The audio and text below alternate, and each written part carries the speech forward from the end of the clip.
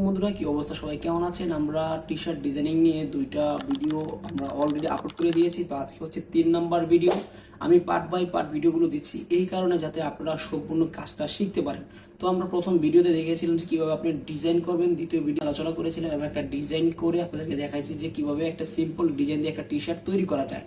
তারপর ভিডিওতে আমি দেখিয়েছিলাম যে কিভাবে আপনি অ্যাকাউন্ট ক্রিয়েট করবেন। যদি এই দুইটা ভিডিও আপনি মিস করে থাকেন তাহলে ডিসক্রিপশনে লিংক দেওয়া থাকবে, এখন এই দুইটা ভিডিও দেখে আজকের ভিডিওটি আপনি কন্টিনিউ করবেন। কারণ আজকে আমরা দেখাবো আপনি যে টি শার্ট ডিজাইনিং শিখলেন এবং একটা অ্যাকাউন্ট ক্রিয়েট করা শিখলেন যেখানে আপনি সেল করবেন। তো আজকের মেইন পার্টটা হচ্ছে যে আপনি ওইখানে কিভাবে আপলোড করবেন।